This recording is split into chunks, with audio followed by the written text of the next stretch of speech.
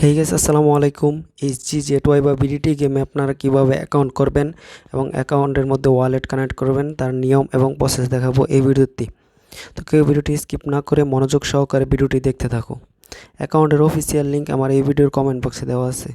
তো কমেন্ট বক্সে থাকা লিঙ্কে ক্লিক করলে আপনার সামনে এমন একটি ইন্টারফেস চলে আসবে। তো প্রথমে হচ্ছে আপনাকে একটি মোবাইল নাম্বার দিতে হবে।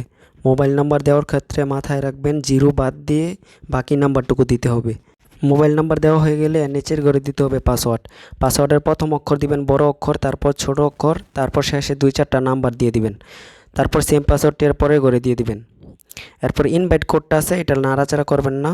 তারপর টিক মার্কে ক্লিক করে রেজিস্ট্রেশনে ক্লিক করবেন। ক্যাপচারটি টান দিয়ে মিলিয়ে দিবেন।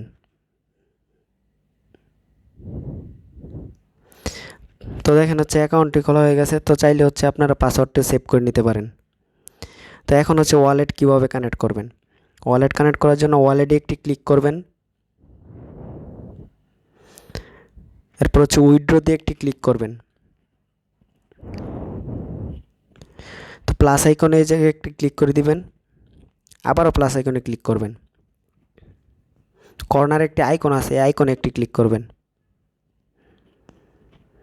তো দেখেন বিকাশ, রকেট, উপায়, নগদ সব কিছু দেওয়া আছে। তো আপনার যেটা সেটাই সিলেক্ট করবেন। তো আমার বিকাশ, আমি বিকাশ সিলেক্ট করে দিচ্ছি। কনফার্মে ক্লিক করবেন। এরপর হচ্ছে বিকাশ অ্যাকাউন্টের নাম দিতে হবে নিচের ঘরে। তো বিকাশ অ্যাকাউন্ট যেই নাম দিয়ে খোলা সেই নামটি এ জায়গায় দিতে হবে, ঠিক আছে।